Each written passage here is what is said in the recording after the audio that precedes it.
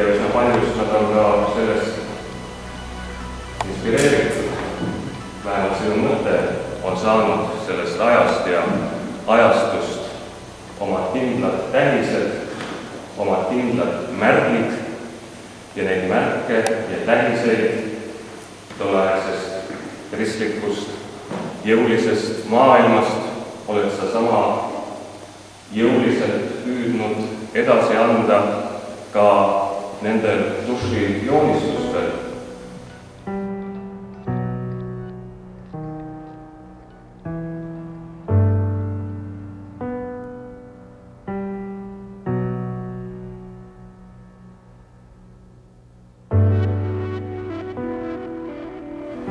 Nende svastiliste märkide kokkupuutel tekib selline valge rist.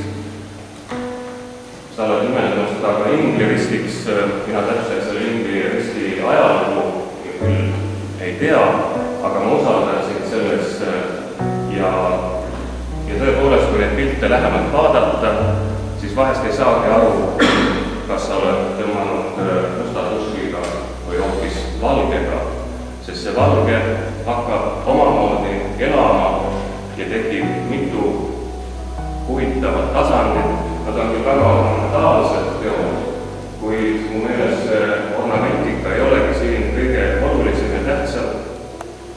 Ja isegi kompositsiooniga sa oled väga julgelt mänginud, kohati seda lõhkudes ja oled ilmselt nii ilmutatud olnud ja nii pühendunud neid töid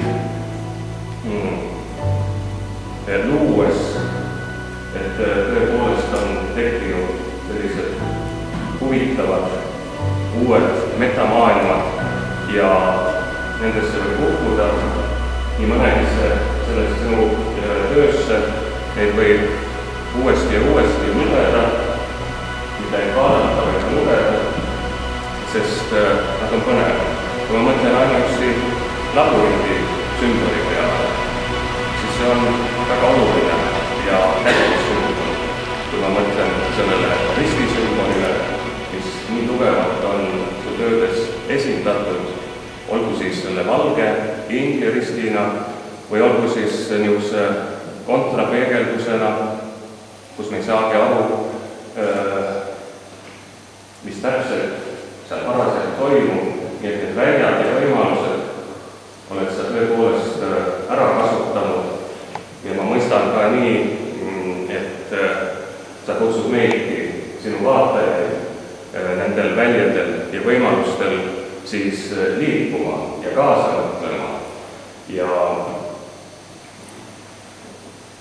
ma siin ikka vaatas üks päris baasina, aga ma vahepeal üsna jõudsalt teenistuse ajal kirjutasin mõningaid mõtteid üles, aga et ma meelest ei läheks, et ma siiski paari kohta vaatan.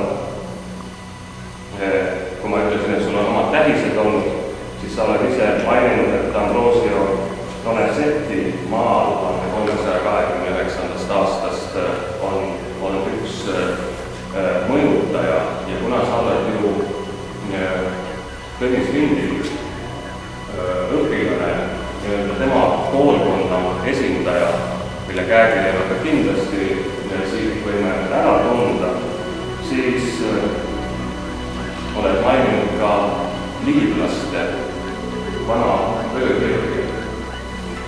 Ja mitte ainult sina, vaid me teame, et me ei oska seda enam tõlkida, me ei oska seda enam tihti lugeda, mida seal on täpselt meile tahetud öelda, kuid me võime ometi mõista, või vähemalt püüda mõista, mida nii Eesti kui liivlaste vanades öökirjades on täpsemalt kujutatud.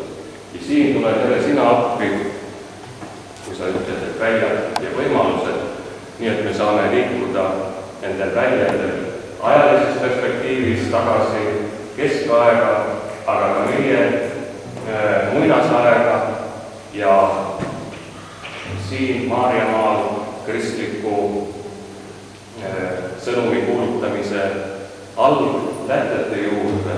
Ja teiselt poolt, kui me vaatame viisiktööd, kus on väga jõuliselt esile toodud sellel ristil just keskaegse maailmamudeli ühe mõtte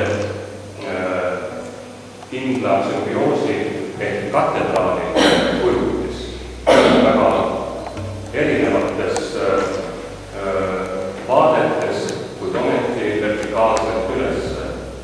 Nii et see horisontaalne ja vertikaalne on sul mu meelest hästi tabatud, nii tuletades meelde meile seda katedraali põhiplaani ja tema täiuslikkuse olemust, kuid teiselt poolt ka seda, et mu meelest kunstis kui ka elus on see vertikaalne dimensioon üsna tähtis ja oluline. Tere tulemast oma näitusega siia Viimsi Jaakobi kirikusse. Me oleme tänulikud ja oleme rõõmsad selle eest, et me saame neid töid vaadata ja nendesse süüvida ja kes tahab ka osta. Nõnda, et aitäh sulle.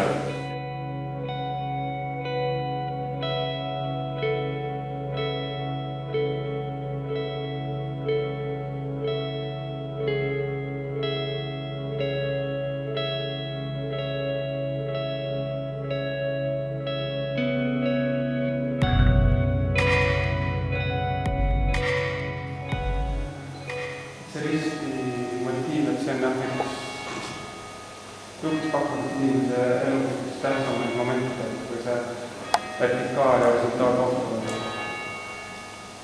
Et annaks kõrgem seda kohtumist seal risti keskel.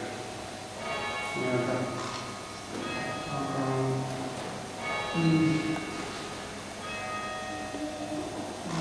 ma oskan öelda, et siin ma kõnelen mitmel viisil läbi loovutusele inimese ja inimese tegevuse tahaks loota, et ma olen olnud kõrgulik tööriist, et need tehtud nagu intuitiivselt või selliselt tähendused on enda jaoks võib-olla mõni aasta hiljem. Näiteks üks näitaja siin oleks seal Kristi seal viiesel tööl see vasakpool seal külg, et seal tuli 2 aastat hiljem tähendus näiteks, et selle pealkiri on laulatus, kus kiriku keskel saavad kokku ristuvad nagu inimese teed kõrgema jõuga ja need 2 laikusel on vasakul paremal nagu mees ja naine. Ja selline seletus tuli, et tööd ma enda saan seletada lahti, et need on nagu sellised maatriksid või valemad konsulteeritud kujud. Kui Indias ma olen kuulnud, et mingi kirjamärgi tähendus on ülitähtis rahvale, sest ta lõigatakse kalli sisse paarikümne meetri kõrgusel. Mingu aastad või 1000 või paar tuhat, selle tähendusel. Ma olen ka üritanud mingi tähendus mustvalget nagu välja tuua, mis heastada ja muudeks. Aga see riigitöö on sellepärast sisse toodud, et see on meie oma kohaspetsiifiline selline maailma tajukeelis. See on küll paraku hämaruse hõlma vaimud, aga järsku napitakse veel otsad üles, kui see on vaja. Soovise täna kogudust, vanemaid enda, Tõnis Vinti muidugi, kes ma arvan, et mu Eesti ajaloolised teadmised on tema poolt 90% pärit. Ja päeva täna. Aitäh sulle.